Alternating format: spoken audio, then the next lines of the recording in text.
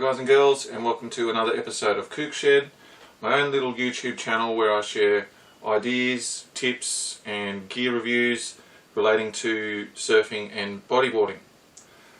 And today I want to have a quick chat to you guys about the Firewire or Slater Designs Tomo Omni surfboard. Now, I've already done a review on this channel about the Evo, the Tomo Evo, and I thought I'd follow it up with one about the Omni, which is sort of in the same family as those style boards.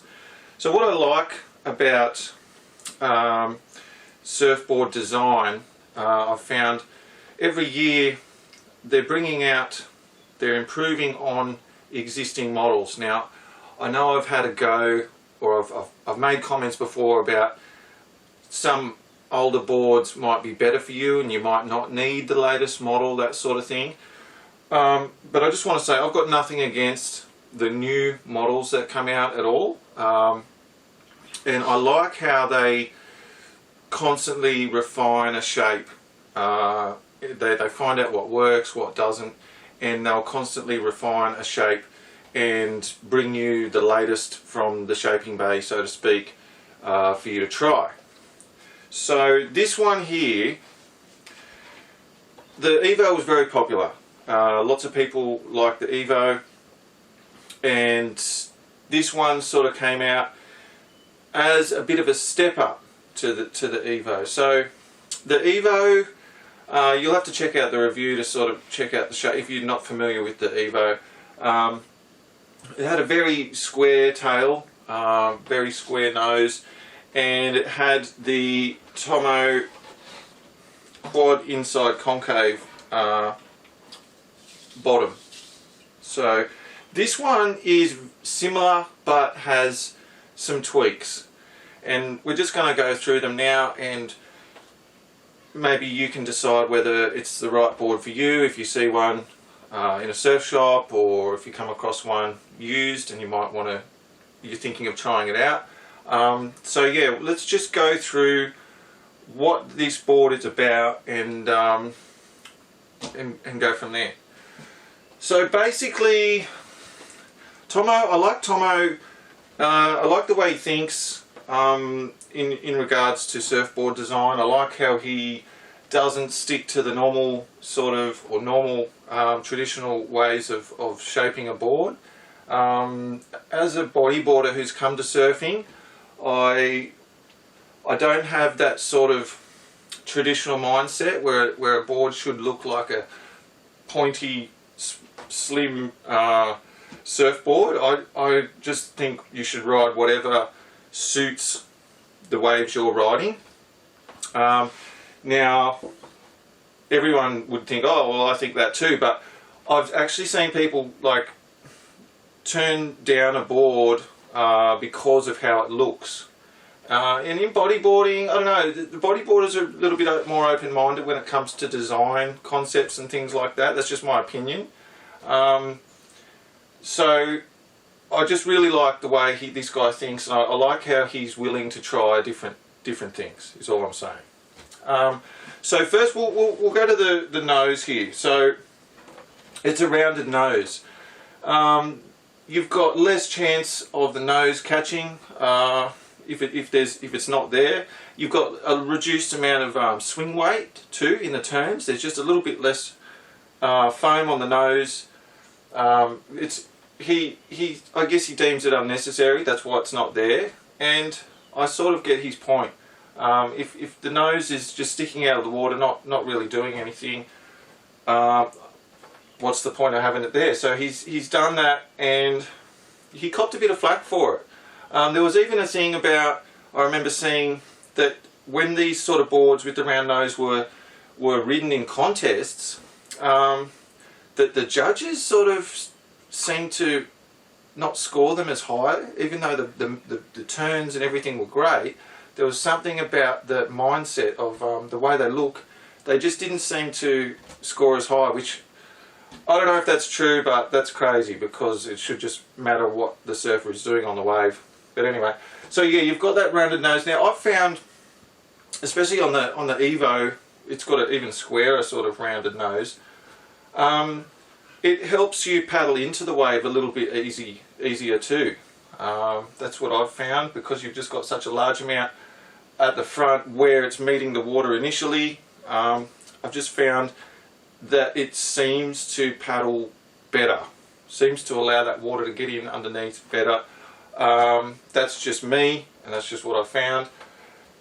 So then the nose sort of comes down to these quite parallel rails. You've got very parallel rails here, a lot of speed, and also an enhanced ability to tip the board sort of rail to rail.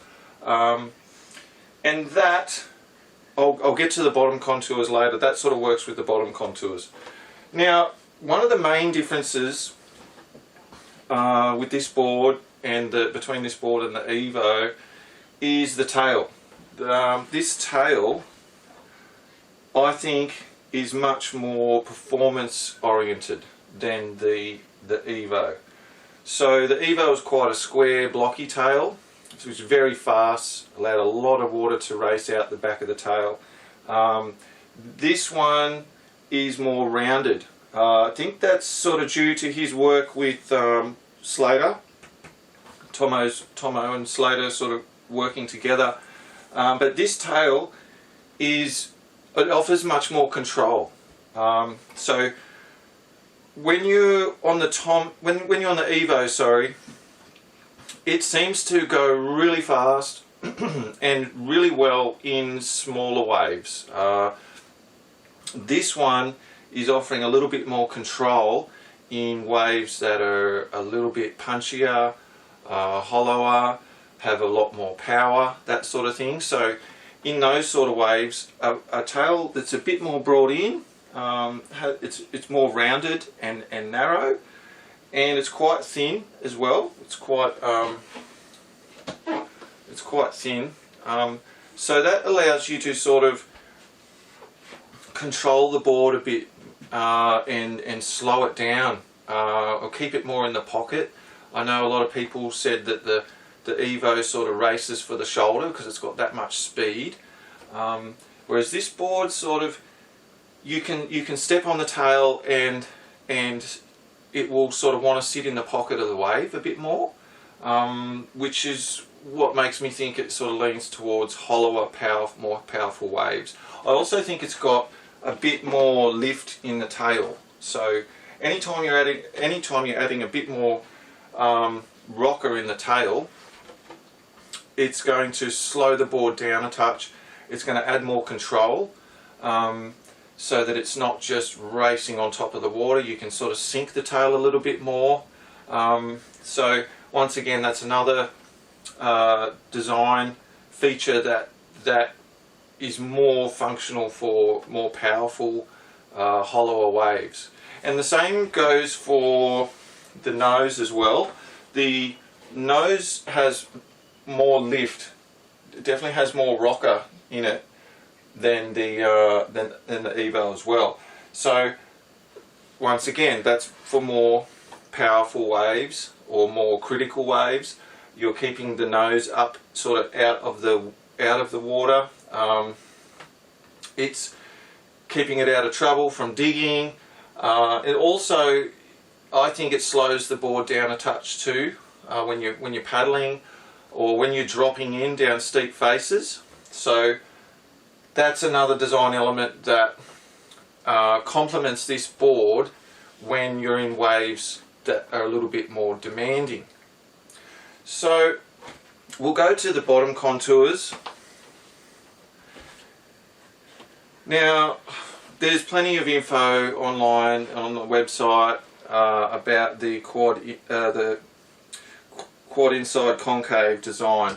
I really like this design. I really like how he has experimented with various designs and come up with this.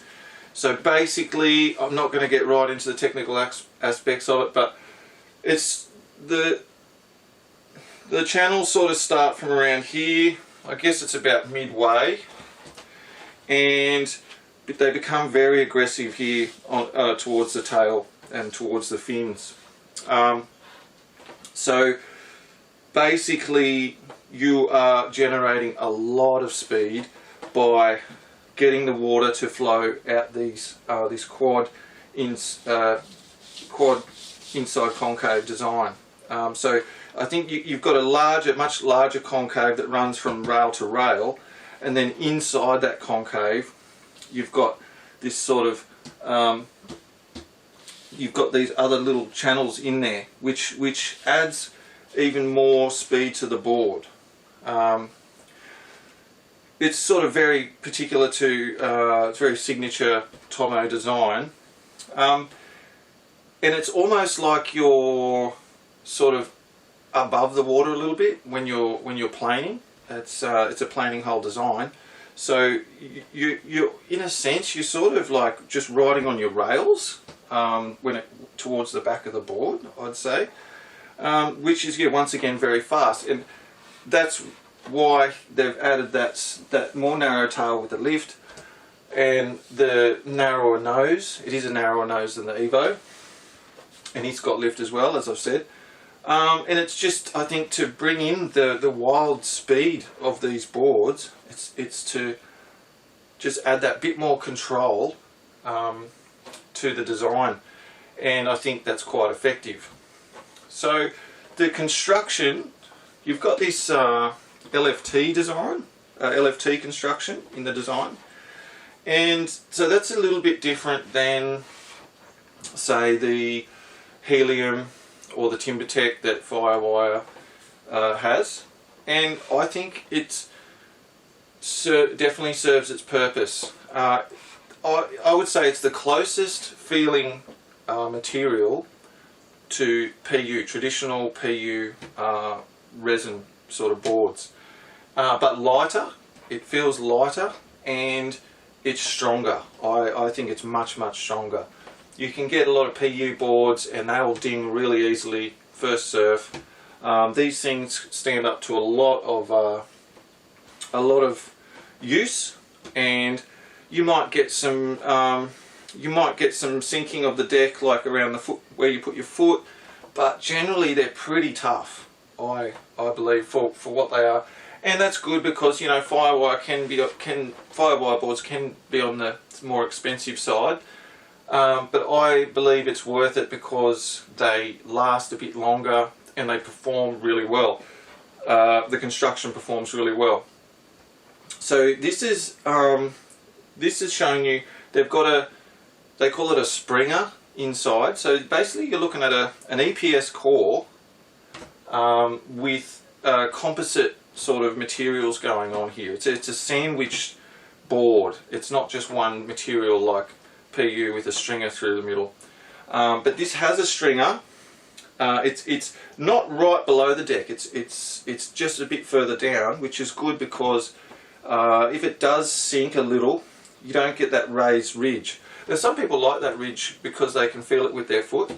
But yeah, it's just less likely to break the surface of the board after heavy use and that sort of thing. So if you're trying to decide what materials you want in the Firewire range, just remember that this LFT stuff feels the most like a traditional board. It sits down in the water a little bit more than, say, the helium. It is lighter than TimberTech.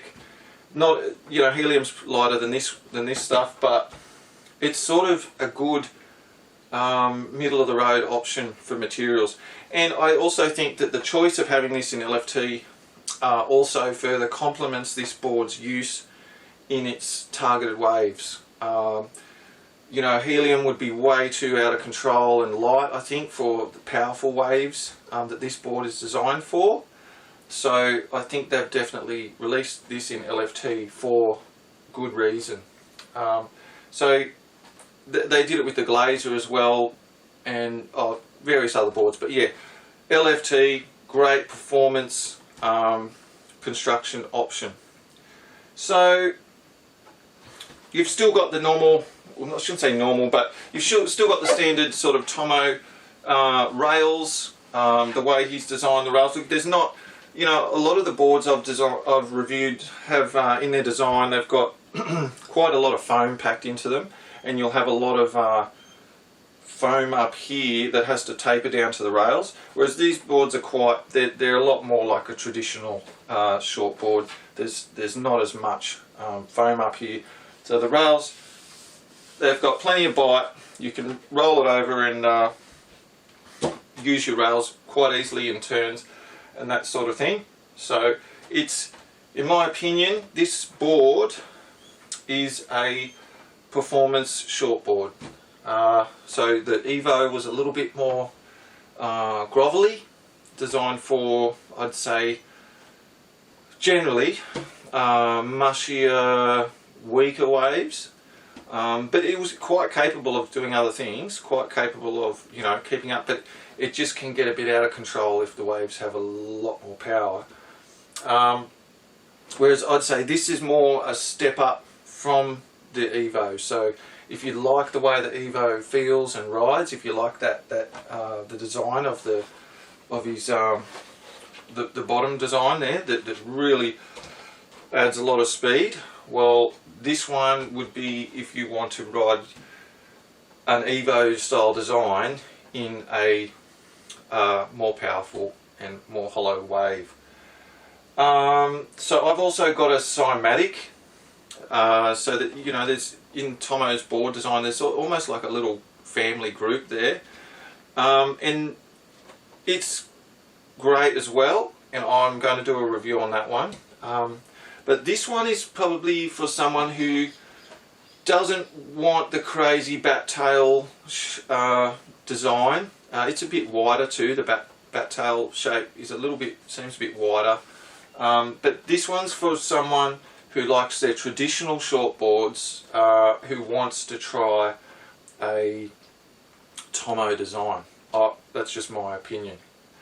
So what sort of waves, or what size waves? Well, it's definitely not a groveler, so you wouldn't want to take it out in small waves. I've heard people say that you can, and yes, you can try. I'm sure you can get a couple of waves, but I believe it excels in, say, waves from 3 foot to about 7 foot, something like that.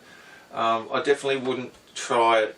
I wouldn't bother in waves smaller than 3 foot, or, you know, chest high, because it just needs more power. It needs more punch to get going because of the lift in the tail, the lift in the nose, and that sort of narrower tail that you're pushing off.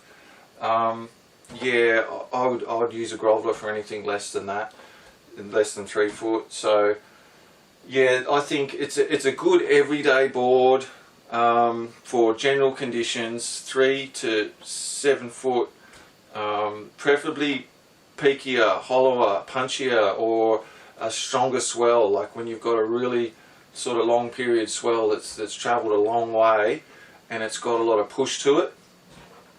This board would be quite at home with that. So that's pretty much it. I hope that was helpful to you in some way. I actually don't ride this board much. That's just me, because usually when the waves are breaking in the way that this board likes, I'm usually on the bodyboard. You know, hollow, punchy waves, I'll usually take the bodyboard out. So I don't ride this one all that much, but that's not to say that it's not a good board. For, like I said, for people that like a board that can handle good, punchy, strong conditions, this is a great option. There's other ones too in the in his design process. I think there's the Hydro Short and the Hydro Naught, and the Hydro Naught would be even at the more extreme sort of end. You know, like that's for really, really sort of strong, large large hollow waves, so like Indo, something like that.